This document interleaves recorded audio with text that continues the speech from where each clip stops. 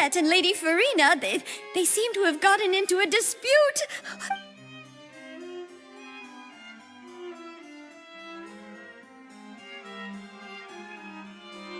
Like I said, I've already explained everything. And yet the problem has not been properly solved. There is little space for excuses between us. It is not my intention to offend you, but please, tell me where you stand. You are the Hydro Archon Focalors, are you not? Look at this. This is a list of the victims from the recent Poisson incident.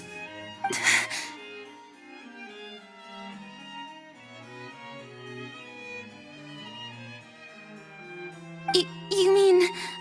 they're all... We did not arrive in time to avert this disaster, and I will not have it happen again. I will say this once more. You must tell me everything you know. Yesterday, I found 3 stone slates in some ancient ruins near Poisson. Do you know anything about those? Seriously? You're questioning me like this is a court case now. I don't know anything about that. But you found them in some ancient ruins, you say? That's correct, which is why I came to ask you some questions. There should have been 4 slates, but one of them was missing.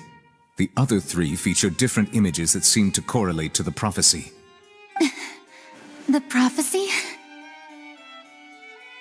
The second of these slates depicts the previous Hydro Archon Egeria kneeling before a floating island in the sky, as if confessing something. Do you know nothing of this either? I don't. I've never seen such slates. I'll ask you again. Do you really have no information regarding the previous Archon?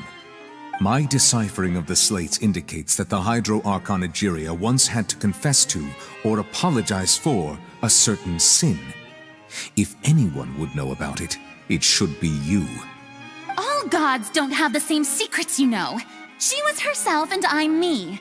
Is it really so strange that I know nothing? I understand your concerns, but I'm sorry. I just don't have anything to tell you. Forgive me for saying this now, Lady Farina, but I have long known of your various secret investigations into certain matters. There are several indications that you have been investigating the prophecy on the sly. This is not strange in itself, considering that you are the Hydro Archon. But it is strange that you should also claim to not know any of Egeria's secrets, as well as do nothing following your inquiries. You have never been as superficial as you have presented yourself to be, nor are you a fool. And yet, your behavior is very inconsistent.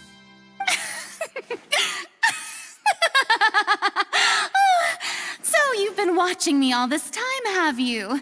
I didn't think you were that type. You... Well, since you know about my secret investigations, then you should know I'm actually working to take care of it. There's no point questioning or suspecting me. You're the Eudix, but you're still my subordinate.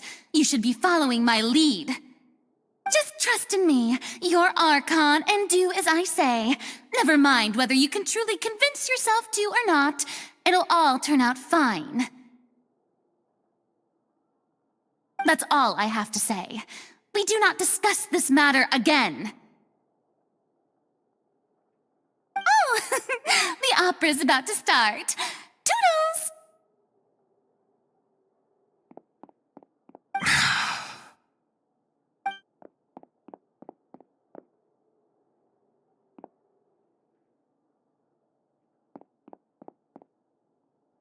Did Farina not notice us standing by the door? Wonder what's up with her. She was smiling. She didn't seem in the mood to care if we were listening in or not. I assume you've been outside for a while now? Oh, you noticed. Seems Farina didn't even realize we were here. She was in a great panic, though I cannot discern the reason. Our discussion reached impasses time and again, a state of affairs that we cannot allow to continue. Still, I do not understand. Dialogue is the basis for understanding, so why did she keep refusing to engage? Everyone in her inner circle has noticed that she is hiding some secret. The issue is her attitude. I fear that she will not reveal anything unless absolutely forced to. We may have to create a situation in which she will have no choice but to speak. Oh? Like what? Normally, people will only reveal the truth when standing trial. Perhaps we must have the Hydro Archon experience just such a scenario. But Farina's seen so many trials, and she's really good at dodging questions. How do we make sure that she won't just slip away at the first chance she gets?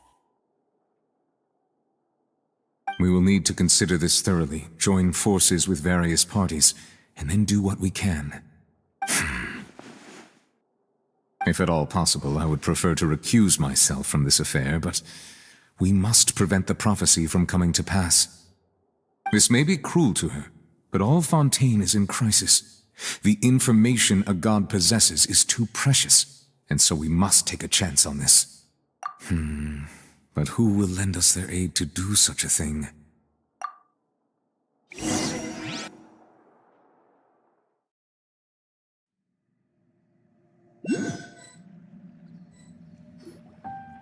Well, that's everyone, huh? Speaking of which, it was pretty smart of you to think of hiding here. Poisson was just involved in a disaster, so it's presently devoid of people. That naturally makes it the best choice. And here you are drinking tea like it's the most natural thing in the world, huh? That's what family should do. Sit and enjoy a leisurely time together. It's nice to enjoy tea here, you know? Care for a cup? Lend me your ears, everyone. Or perhaps one of you might like to start us off. How about you, friend? Me? No, I don't think I can. Then, how about you, good sir? I fear that I will cause the mood on this boat to become as somber as it is in court. Well then, I guess we're lucky we've got a local like me to organize things. Wonderful, the spotlight at last. I guess I'll be facilitating things from here. That was a little long-winded, don't you think? Oh, you might be right. Anyway, to cut to the chase, our friend here, the Traveler, has brought us together to discuss something. As for what that is, well, let's start by saying that we'll be pooling our efforts together to create a series of traps. Oh, how intriguing. Well, it's just an expression, really. One that I just learned from Chlorand, and used on the spot. So, let's invite her to explain in detail. A round of applause, please.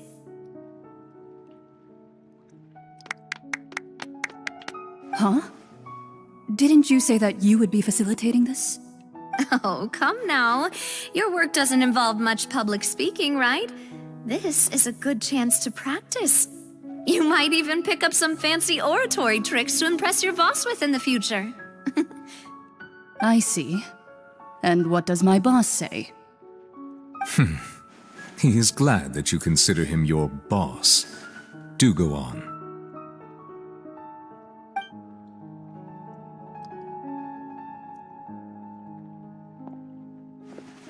In that case, do any of you have experience hunting? Not that I recall. Fremine and I once used a wooden stick in a basket to catch wild rabbits when we were younger. As for Lynette, oh, right. You were sick that day, weren't you? I've also gone diving to catch some fish before. Does that count? I'm afraid not. You may or may not have heard, but Fontaine once played host to a group known as the Marechaussee Hunters. Though that was their name, they did not hunt animals, but rather various monsters left behind by the ancient dynasty of King Remus. Today, Fontaine's monster population has already thinned greatly, so the hunters have blended back into society, taking up arms in other lines of work. A trap comprises of the following components: bait, a trigger, and a containment device. Sometimes a lethal implement will also be necessary to deal with the prey. So, if we were to build a trap together, right now, what would you choose to build it with? For me, I would prefer something basket-shaped. Our line of work requires a deft hand, and we're some of the best in the industry, so... You used some of those techniques while moving the people of Poisson, didn't you? My subordinates mentioned that you even performed some magic for the bawling children. Yes, and I even managed to gather some intelligence in the meantime. I'm quite the multitasker if I do say so myself. I'm afraid I can't claim that as my strong suit. Calm and steady. Exactly the kind of person who would catch loads of fish. And I can be their assistant. With discretion, I'm sure. I'd probably use some sort of mechanical animal. Papa once bought me some small clockwork squirrels, mice, and such. When placed in the forest, they can attract others of their kind. I remember that you liked those too, didn't you? I did. And that would be a good way to go about it. If they're realistic enough, animals of the same kind will follow them all the way to the trap. What about you, Monsieur Neuvillette? I fear I do not have any related experience. That makes sense. You usually solve problems directly, without the use of any such tricks. But I do have one more question for you, Monsieur. If we were to create a trap now, how would you design it? I would like for it to be effective, but bring no harm to the prey. A more gentle trap would be ideal. Kind, as always. However, our intention doesn't necessarily change the containment device and the type of implement we need. If we wanted to kill the prey in one strike, we would need a powerful implement. However, that also goes for prey that must be captured and safely contained. Wait, why's that? Only a hunter who's a true expert at subduing their prey can snare it without harming it. The line that divides life and death is often exceedingly thin. So, are we going hunting together? We hadn't thought of seeing ourselves as hunters. It kinda works, but maybe it's still not the best metaphor. If our means of capturing and dealing with our prey is to put them on trial, then the hunting metaphor is actually quite accurate. But we shall require much more courage than any hunter to judge a god, a being whose seat is an exalted throne. Oh, so that's what's going on.